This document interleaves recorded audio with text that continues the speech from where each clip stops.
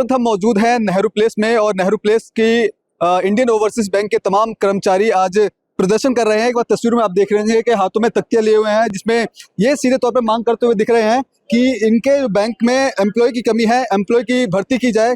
इसके अलावा गार्ड्स की भी कमी है, जिसके लिए भर्ती की जाए। और ऐसे में आज ये प्रदर्शन कर रहे हैं। इनसे हम जानने की कोशिश करेंगे कि आखिरकार पूरा मामला क्या था और ये प्रदर्शन क्यों जरूरी था। आपसे जानना चाहूंगा, आज ये प्रदर्शन कर रहे हैं, बैंक के आप सारी तमाम कर्मचारी हैं, क्या वजह रही है जिसके लेकर आज आप ये प्रदर्शन कर रहे हैं? जी, मैं Arun Sachdeva, assistant general secretary Delhi NCR region से। आज मेरे साथी और हम लोग यहाँ पे एकत्रित हुए हैं। हमारी जो मांगे हैं वो जायज मांगों के लिए एकत्रित हुए हैं। हमारे बैंक में बहुत ही कम स्टाफ की भर्ती हो रही है, जिसकी वजह से स्टाफ हमारा बहुत प्रेशर में है। ब्रांचेस में आर्म गार्ड मैसेंजर्स नहीं है, जिनकी वजह से हमारे ऊपर बहुत प्रेशर रहता है काम का। और स्पेशली लेडीज स्टाफ के लिए बहुत दिक्कत रहती है। इनके बच्चे हैं छोटे छोटे, टाइमली घर नहीं पहुंच पाती हैं। डेली इनके साथ हरासमेंट होता है, लेट सीटिंग के लिए बोला जाता है, काम का प्रेशर रहता है। इसलिए मैं अपनी तमाम दिल्ली की टीम और ये हमारे सारे करीब बारिश में लोग 50-50 किलोमीटर दूर से आए हैं, तो डिमांड तो है तभी आए हैं। क्या कुछ डिमांड करते हैं आप? ये तो तमाम आपने समस्या बता दी, इसमें फीमेल स्टाफ को भी दिक्कतें हो रही है। जी, आपकी डिमांड क्या है, क्या कुछ होना चाहिए? हम बैंक से डिमांड करते हैं जल्दी से जल्दी क्लरिकल की भर्ती की जाए, और जितने कंपनसेट अपॉइंटमेंट ड्यू है, जो डिजीज हमारे स्टाफ है, उनके बच्चे 7-8 सालों से नौकरी के लिए बैठे हुए हैं, बैंक उनको नौकरी नहीं दे रहा, ठीक है, वो बहुत परेशानी में है, उनको भर्ती दी जाए। आर्म गार्ड भर्ती की जाए जिससे हमें सुरक्षा मिले। मैसेंजर की भर्ती की जाए जिससे जो कम पढ़े लिखे लोग हैं उनको भी वैकेंसी मिले और ब्रांचेस का काम भी सुचारू रूप से चले। चलता रहे, ठीक है। एक बार आपसे भी जानने की कोशिश करेंगे, जिस तरह बताया जा रहा है कि वुमेन्स को खासतौर पे दिक्कतें हो रही है, क्या समस्या है अभी आपको हो रही है और क्या कुछ आपकी डिमांड है? एक एक बंदे को 2-2, 3-3 सीटों का काम करना पड़ता है और ये प्रेशर किया जाता है कि आप लेट सीटिंग करें। जब तक काम खत्म नहीं होता आप काम खत्म करके जाइए, चाहे 7 बजे, 8 बजे, 9 बजे। हम कितने की 10:30 बजे ब्रांच से निकले हैं, 9:15 बजे कैश आता है 1 करोड़ 1.5 करोड़, वो गिन के हम 11:30 बजे निकले हैं ब्रांचेस से।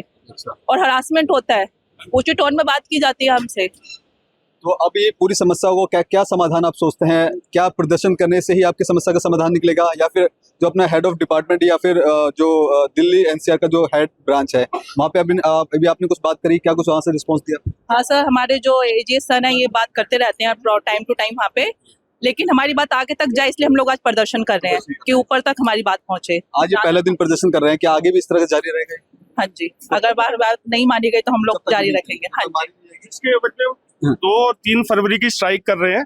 और अभी हम यूनियंस, अपना एसोसिएशन, अपना मैनेजमेंट से यही कहते हैं कि भाई हमारे को हमारा जस्टिस दिया जाए, भर्ती दी जाए लोगों की, और आने वाले समय में जिससे बैंकों का काम अच्छे तरीके से चल सके। और ये हमारे नेहरू प्लेस के मार्केट के प्रेसिडेंट है, इन्होंने आज इस धरना को करने में हमारी बहुत मदद की है। और ये भी हमारे बैंक आपसे रहेगा कि आप आज प्रदर्शन कर रहे हैं, ये समस्या कब से चल रही है और इतने दिन बाद ही आपने? नहीं, देखिए, मैं यहाँ Nehru place, all Nehru place improvement welfare association का, यहाँ का नेहरू प्लेस का मैं प्रेसिडेंट हूँ। और मैं ये कहना चाहता हूँ, यहाँ 32 बैंक है नेहरू प्लेस में।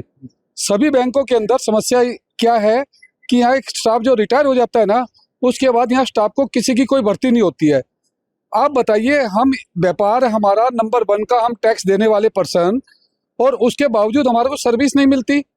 अब यहाँ अगर जो हम अपने किसी को यहाँ पर आते हैं तो एक पर्सन 5-5 आदमी का काम करता है, जबकि ऐसा नहीं होना चाहिए ना।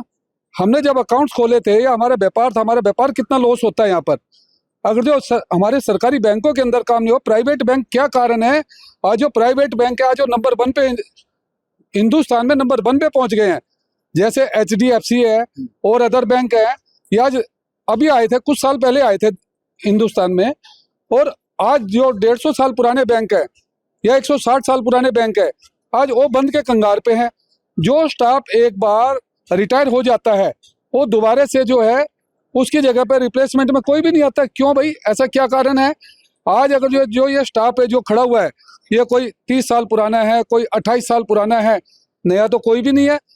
जबकि नए स्टाफ की भर्ती होनी चाहिए और यहाँ पर सारा काम सुचारू रूप से चलना चाहिए। आप सरकार को चाहिए कि इन सबको ज़्यादा से ज़्यादा महत्व दें, और ये सरकारी उपकरण है और इसको जो है व्यापार को अगर जो आगे बढ़ाना है, वैसे तो वोकल टू लोकल कह रहे हैं, आप वोकल टू लोकल कैसे करेंगे? आप तभी कर पाएंगे ना जबकि आपका हिंदुस्तान के अंदर बने हुए जितने ही बैंक हैं उनके कर्मचारियों को जब तक सुविधाएं मिलेंगी और जब तक नए नए भर्तियां नहीं होंगी तो मैं नहीं समझता हूं कि हमारा हिंदुस्तान का जो बैंक के कर्मचारी और हम व्यापारी दोनों सिमिलर हैं। दोनों का काम तभी चलेगा और तभी हम वोकल टू लोकल कर पाएंगे। और इसी एवज में हम तो यही कहना चाहेंगे कि भाई सरकारी बैंकों को ज़्यादा से ज़्यादा स्टाफ को दिया जाए, जिसके कारण व्यापारी अब क्या सोचते हैं जब व्यापारी को समय भी कभी कम होता है, कभी अर्जेंट में पैसा निकालना पड़ता है, जब एम्प्लॉय कम होते हैं, काम धीरे होता है, किस तरह की दिक्कत होती है व्यापारी? देखिए दिक्कत ही तो है ना, स्टाफ नहीं होगा तो कैसे होगा। 1% 5% का काम कर रहा है।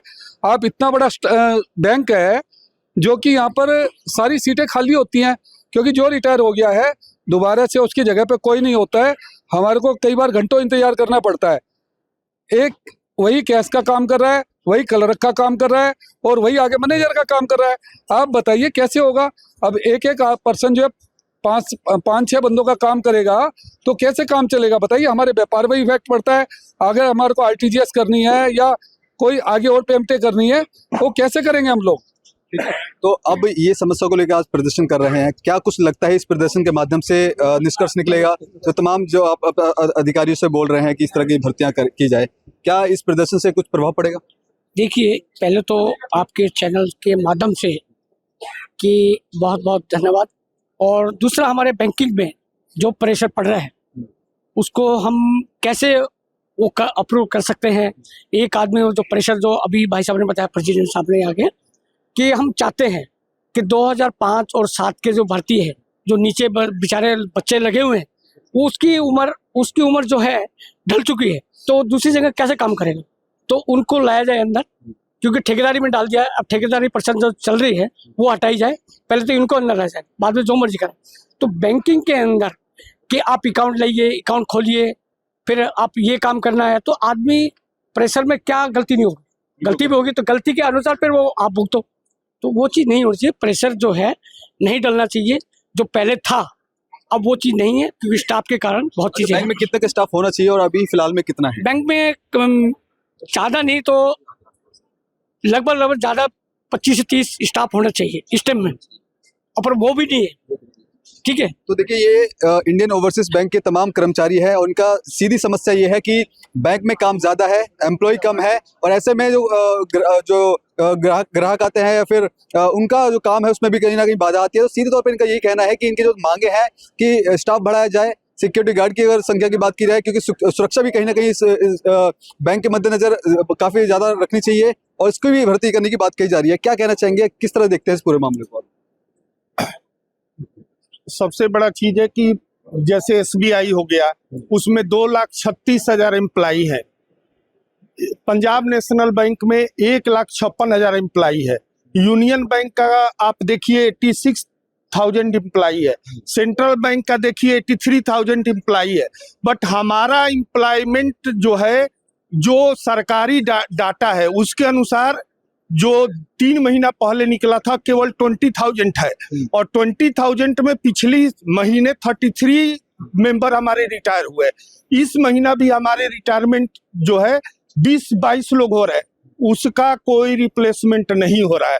सबसे बड़ा चैलेंज आ रहा है, जैसे हम दिल्ली रीजन में खड़े हैं, हमें सबसे बड़ी परेशानी आ रही है कि हर एक अभी 8-10 ब्रांचेज और एक्स्ट्रा खोल दी गई, जबकि हमारे पास 99% ब्रांचेज में अभी सिंगल क्लरिकल काम हो रहा है।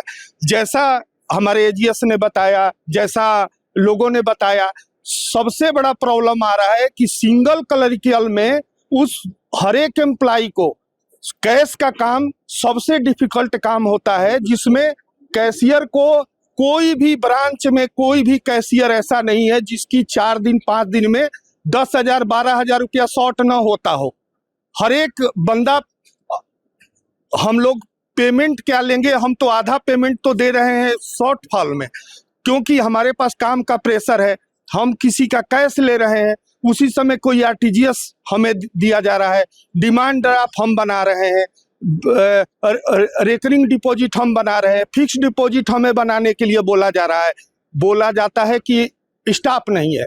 सबसे बड़ा प्रॉब्लम है कि स्टाफ नहीं होने के कारण कोई भी बंदा अगर बीमार भी पड़ता है तो ये क्रिटिकल पोजीशन है कि ब्रांचेज में कैश देखने वाला कोई नहीं है।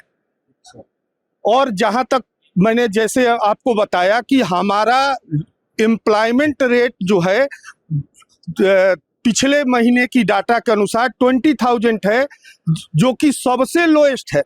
और आप ब्रांच पर ब्रांच खोले जा रहे हो, उसका कोई फायदा नहीं। उसका कोई फायदा नहीं है। बिकॉज हमारा मेन मोटो क्या है बैंकिंग सेक्टर का? मेन मोटो हमारा है कस्टमर सर्विस।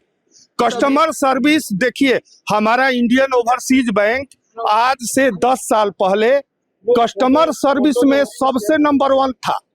और हमारे जो कस्टमर है वो 36 40 सालों से हमारे ब्रांच को छोड़ना नहीं चाहते, बिकॉज हमारा कस्टमर सर्विस इतना अच्छा था। अच्छा इसलिए था कि हमारे जो फ्रंट लाइनर है, जितने क्लर्कियल स्टाफ है, 2 3 होते थे, हम कस्टमर को फटाफट क्लियर कर देते थे। अब हम एक सिंगल क्लर्कियल स्टाफ है, कैश भी कर रहा है, उसमें आरटीजीएस भी कर रहा है, वो बंदा कैसे कर पाएगा? आप एक तरह से तो स्लोगन दे रहे हो कि कस्टमर सर्विस अच्छा होना चाहिए। हमें भी दिल से है कि हम कस्टमर सर्विस अच्छा दे, बट कैसे दे? हमारे पास स्टाफ नहीं है। इस पूरे मामले को लेकर किसी अधिकारी से मिले, क्या कुछ उनका रिस्पॉन्स था? हम लोगों का लगातार सांकेतिक रूप से प्रदर्शन होता रहा है। लिखित रूप से हमारे जो जनरल सेक्रेटरी हैं चेन्नई में, जो हमारे यहाँ पे हैं एजीएस है अरुण सचदेवा, ये सब लगातार लिखते जा रहे हैं। और ये प्रॉब्लम ऐसा नहीं है कि ये प्रॉब्लम हम बताएं, ये प्रॉब्लम तो सामने दिख रहा है। क्योंकि सामने इसलिए दिख रहा है कि आपके पास क्लर्कियल स्टाफ है ही नहीं। आप ब्रांचेस पर ब्रांचेस खोले जा रहे हो, आपके पास क्लर्कियल स्टाफ करने का कारण क्या मानते हैं? अभी तक क्यों भर्ती नहीं की? सर, ये ही कारण जानने के लिए हम लोग आज सांकेतिक रूप से यहाँ प्रदर्शन कर रहे हैं। और ये इसी कारण से हम अपनी आवाज आपके माध्यम से, आपके मीडिया के माध्यम से हम अपने उच्च अधिकारियों को बताना चाहते हैं। हमें कोई शौक नहीं है। अभी 7-8 बजने जा रहा है, हम लोगों ने अपने अपने ब्रांचेज में कैश का काम खत्म करके 50-50 किलोमीटर दूर आकर के यहाँ इकट्ठा हुए हैं। हम किसी के खिलाफ नहीं है, न तो हमारी हमारी मांग यही है कि हमारी क्लर्कियल स्टाफ का रिक्रूटमेंट हो, मैसेंजर का रिक्रूटमेंट हो। और ये हमारे भले के लिए नहीं है, ये बैंकिंग सेक्टर की भलाई के लिए। क्या कहना चाहेंगे? आज आप प्रदर्शन कर रहे हैं, कोई निष्कर्ष नहीं निकलता तो अगला कदम आप लोगों को क्या रहेगा?